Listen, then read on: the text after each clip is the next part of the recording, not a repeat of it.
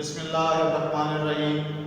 Students, कल हमने topic किया था आपकी बुक के मुताबिक सेल मेम्ब्रेन।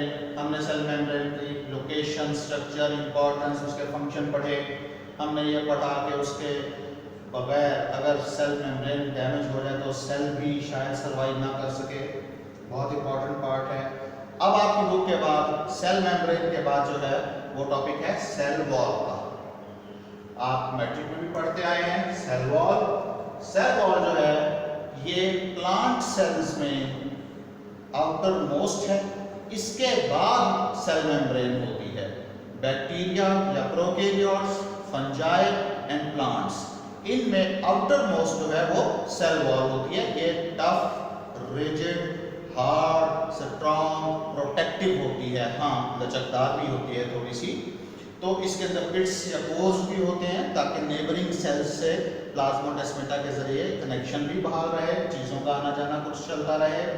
तो हम देखते हैं कि इसके कैरेक्टरिस्टिक्स क्या हैं। पहले लोकेशन है, पता लग गया कि जी बैक्टीरिया में, फंजाई में, प्लांट में आउटर मोस्ट जो है सबसे बाहर वो सेल वॉल है। तो नॉन लिविंग पार्ट है, प्रोटोप्लाज्म का हिस्सा ये नहीं है। ठीक है जी। इसको निकालने के बाद जो चीज बाकी बचती है वो कहलाती है protoplast. Cell membrane, cytoplasm and nucleus मिल के सारे बन कहलाते हैं फिर प्रोटोप्लास्ट, अगर सेल वॉल को रिमूव कर दिया जाए। बेटा ये बनती कहां से है? इसका सोर्स भी सेल खुद है। सेल खुद इन चीजों को सीक्रेट करता है, खुद बनाता है। मिसाल के तौर पे गोल्जी बॉडीज का रोल पढ़ेंगे इसके बनने में, नेक्स्ट क्लासेस में भी पढ़ेंगे। तो सेल खुद इसको बनाता है। अब फर्क क्या है? बड़ा बुनियादी क्वेश्चन है। वही बात कि पूरा आ जाए तो रॉन्ग है, वगैरह बेहद शॉर्ट क्वेश्चंस भी हैं, एमसीक्यूज भी हैं कि प्लांट सेल में ये कार्बोहाइड्रेट, पॉलीसैकेराइड, ग्लूकोज के पॉलीमर सेलुलोज से मिलकर बनी होती है। पौधों में सेलुलोज, बैक्टीरिया में म्यूरिन या पेप्टाइडोग्लाइकैन, म्यूरिन या पेप्टाइडोग्लाइकैन बैक्टीरिया की सेल वॉल। फंजाई की सेल वॉल काइटिन से मिलकर बनी होती है, जो एनिमल वाला कैरेक्टर है। ये भी खैर लेटर चैप्टर में आएगा। तो फंजाई की सेल वॉल काइटिन की, बैक्टीरिया की म्यूरिन या पेप्टाइडोग्लाइकैन की, प्लांट्स की सेलुलोज की सेल वॉल, सेलुलोज की मिलकर बनी होती है। तो ये सेलुलोज है क्या? बेटा सेलुलोज जो है बेसिकली पॉलीमर है, कार्बोहाइड्रेट, पॉलीसैकेराइड है। कार्बोहाइड्रेट्स के ग्लूकोज जो होते हैं, मोनोसैकेराइड, उनके यूनिट्स एक लड़ी में परो दिए जाएं, चेन वाली लड़ी, कॉम्प्लेक्स लड़ी, सिंपल लड़ी, वो जो बड़े बड़े स्ट्रक्चर बनते हैं, पॉलीमर ऑफ ग्लूकोज बनता है, पॉलीसैकेराइड, वो चीज सेलुलोज कहलाती है। उसकी और भी राइटर्स हैं, आप पढ़ेंगे इसे चैप्टर नंबर 2 में पढ़ेंगे। फिलहाल सेलुलोज के बारे में आप याद रखें कि ये ग्लूकोज का पॉलीमर या एक पॉलीसैकेराइड है जिसमें बहुत सारे धागा नुमा स्ट्रक्चर मॉलिक्यूल का बन जाता है। तो बनता कैसे है जी? बिल्कुल देखते हैं। जब भी प्लांट्स के दो सेल पैदा होते हैं, जब भी प्लांट का सेल डिवाइड होता है, तो उन दो सेलों के दरमियान में सबसे पहले मिडल लेमेला बनती है। यहाँ आपको ग्रीन कलर की मिडल लेमेला नजर आ रही है और यहाँ हमने रेड कलर में मिडल लेमेला बनाई है। तो ये सेल वॉल का हिस्सा होती है, सेल वॉल के कंपोनेंट्स का हिस्सा होती है कि जब एक प्लांट सेल पैदा होता है तो सबसे पहले बनी दरमियान में मिडल लेमेला।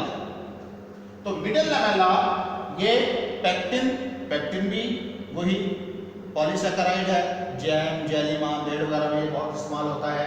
और उसके साथ बाद कैल्शियम के मुरक्कबात, कैल्शियम पेक्टेट वगैरह मिलके मिडल लेमेला बनाते हैं। अब दो सेलों के दरमियान मिडल लेमेला बन गई। अब दो सेलों की सेल मेम्ब्रेन सेपरेट है और दरमियान में है मिडल लेमेला। मिडल लेमेला का कंपोजिशन है वो पेक्टिन एंड कैल्शियम पेक्टेट। बहुत जरूरी सवाल है, याद रखना है। मिडल लेमेला का ही सवाल आ जाए, कंपोजिशन आ जाए, लोकेशन आ जाए, आपको बतानी है।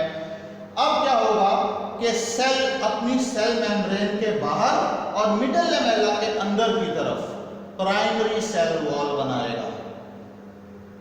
प्राइमरी सेल वॉल बनाएगा यानी सेल जो है जो सबसे पहले चीज खारिज करेगा वो होगी primary cell wall. Primary cell wall जो है उसकी वो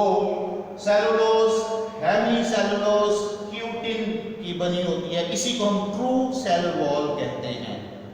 ट्रू सेल वॉल कहलाती है ये सेलुलोज, हेमी सेलुलोज और इसके अंदर क्यूटिन। अब सेलुलोज और हेमी सेलुलोज में क्या फर्क है? सेलुलोज कॉम्प्लेक्स स्ट्रक्चर है, हेमी सेलुलोज का थोड़ा सा सिंपल स्ट्रक्चर है, और क्यूटिन जो है ये वैक्स, चिकनाई जैसा वैक्स मटेरियल है। अब क्या हुआ, आप देखिए बेटा, क्या समझ आई कि दो प्लांट सेल पैदा हुए तो उनके दरमियान में पहले बनी मिडिल लेमेला, मिडिल लेमेला के बाद सेल मेम्ब्रेन ने अपने बाहर बनाई primary wall, primary cell wall. जब सेल सेपरेट हो गए, सेल वॉल्स कंप्लीट हो गई, अब उनको फर्दर मैच्योरिटी और स्ट्रेंथन, मजबूत करने के लिए प्राइमरी वॉल के अंदर की तरफ, प्राइमरी वॉल के अंदर की तरफ हर सेल सेकेंडरी वॉल बनाएगा, सेकेंडरी सेल वॉल बनाएगा, जो कि बहुत मोटी, बहुत मजबूत होती है। सेकेंडरी सेल वॉल, यहाँ पर हमने आपको सेकेंडरी सेल वॉल यहाँ पर देखें ब्लैक कलर में नजर आ रही है, और इधर यहाँ पर सेकेंडरी सेल वॉल बहुत मोटी मैंने बनाई है, ये आपको ग्रीन कलर में, सब्ज रंग में नजर आ रही है सेकेंडरी सेल वॉल। अब इसके अंदर मुख्तलिफ किस्म के नमकियात भी डिपॉजिट होंगे, सिलिका, रेत वाले मरकबात भी होंगे, वैक्स भी होगी, चिकनाई वाले वैक्स वाले मरकबात भी होंगे, क्यूटिन भी होगी, और इसके अंदर बेटा लिग्निन भी होगी। लिग्निन भी पॉलीसैकेराइड है, ये भी एक कॉम्प्लेक्स स्ट्रक्चर है, इसमें भी बहुत सारी चीजें शामिल होती हैं। तो सेकेंडरी वॉल बहुत थिक है, मोटी है, रिजिड है, मजबूत है, और बेटा ये लिग्निन जितनी डिपॉजिट होगी, जितनी cell wall, secondary cell wall जितनी मजबूत और अच्छी होगी, वो लकड़ी भी हमारे, वो पौधा मरने के बाद प्रोटोप्लास्ट जब खत्म हो जाएगा तो जो चीज़ छोड़ेगा वो लकड़ी या धागा, या वो लकड़ी जो है बहुत कीमती होती है, पानी से भी कम फूलती है, उसे कीड़ा भी कम लगता है।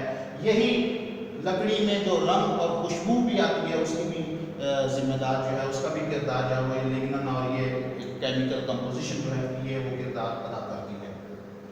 तो पता लगा, कंक्लूजन क्या निकला कि सेल वॉल के तीन हिस्से हैं, primary, secondary and middle lamella. अब सेल वॉल की टाइप्स आ रहे हैं, सेल वॉल ये आपने तीनों बयान करनी है, इनकी लोकेशन बतानी है, इनकी केमिकल कंपोजिशन बतानी है, हर चीज को याद रखना है। ये छोटे छोटे, ये शॉर्ट क्वेश्चंस में भी आ सकती है बात, और एमसीक्यूज में भी आ सकती है। तो अब ये पता लगा कि सेलुलोज और उसके साथ मुख्तलिफ मरकबात मिलकर सेल वॉल बना रहे हैं। तो इसकी अरेंजमेंट क्या है? इन सेलुलोज के जो फाइबर बनते हैं, कॉटन का फाइबर है, कपड़ा, लकड़ी, ये सारा सेलुलोज के फाइबर्स से ही बना हुआ है। तो सेलुलोज के फाइबर्स एक दूसरे के राइट एंगल होते हैं, क्रिस क्रॉस, ताना बाना आपने पढ़ा होगा। अब अपने कपड़े को भी माइक्रोस्कोप में देखें तो आपको क्रिस क्रॉस की ये अरेंजमेंट नजर आएगी। इस अरेंजमेंट से सेलुलोज के धागे बहुत मजबूत स्ट्रक्चर बना लेते हैं। तो ये criss cross arrangement of cellulose fibres, ये भी बहुत इंपॉर्टेंट क्वेश्चन है बेटा। इसके बाद आप देखें कि फंक्शंस क्या हो सकते हैं, फंक्शंस इससे क्या है, अलग क्वेश्चन भी आ सकता है। तो सबसे पहले चूंकि ये बहुत सख्त, मजबूत और हिफाजती कवरिंग है, सेल के साइज को, वॉल्यूम को, शेप को मेंटेन करती है, सपोर्ट शेप को, साइज को मेंटेन करती है।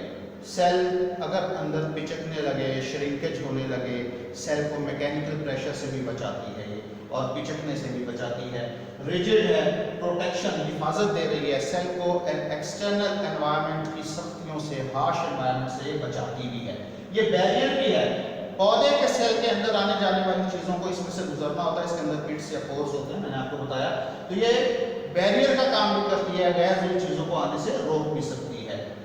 ये सेल को ऑस्मोटिक लेसेस, यानी अगर सेल में नमक ज़्यादा हो जाए, पानी ख़त्म हो रहा हो, या पानी बहुत ज़्यादा भर जाए, जिसे आप टर्जिडिटी कहते हैं, सेल को फटने या पिचकने से भी बचाती है। ट्रांसपोर्टेशन ऑफ मटेरियल, जो चीज़ें पानी में हल होकर कहीं जा सकती हैं, उसमें सेल वॉल में कुछ रोल प्ले करती है। जैसे लकड़ी है, लकड़ी को जब पानी ज़्यादा मिलता है तो वो थोड़ी सी फूल जाती है, जो सेल वॉल वाटर को अटैच कर लेता है अपने साथ, तो वो इम्बाइबिशन कहलाती है। तो ये ट्रांसपोर्टेशन में भी, पानी की मूवमेंट में भी सेल वॉल के जरिए वाटर मूव करता है, उसमें भी ये रोल प्ले करती है। और बेटा आपके तामीराती सामान में आपका फर्नीचर, लकड़ी, जितनी वुड आपको मिल रही है, आपके कपड़े में कॉटन के जो फाइबर मिल रहे हैं और जूट फाइबर और बहुत सारी चीज़ें प्लांट प्रोडक्ट्स की जो आपको हासिल हो रही हैं, पौधे के सेलों के जो जिंदा हिस्से हैं, प्रोटोप्लास्ट में प्रोटोप्लास्ट मरने के बाद जो बाकी बचती है सेल वॉल, उससे हम बेहद ज़्यादा कीमती चीज़ें भी बनाते हैं। कमर्शियली भी ये पौधे हमारे बहुत काम आते हैं। तो वुड और कॉटन फाइबर का हसूल भी जो है वो भी इसी सेल वॉल पर है। तो बेटा ये सारा आपका टॉपिक था। देख लेते हैं इसमें क्वेश्चन क्या आ सकते हैं। पूरा भी आ जाए तो एक लॉन्ग क्वेश्चन है, अदरवाइज क्या पूछ सकते हैं कि सेल वॉल की टाइप्स पूछ सकते हैं, उनकी लोकेशन, कंपोजिशन, उनके केमिकल कंपोजिशन, उनका रोल, ये भी पूछा जा सकता है। फंक्शंस के बारे में अलग क्वेश्चन आ सकते हैं। तो इसको आपने थॉरोली तैयार करना है और अगर कुछ क्वेश्चंस हो तो आप मुझसे पूछ सकते हैं। इंशाल्लाह हम आपको पूरा गाइड करेंगे। Thank you very much.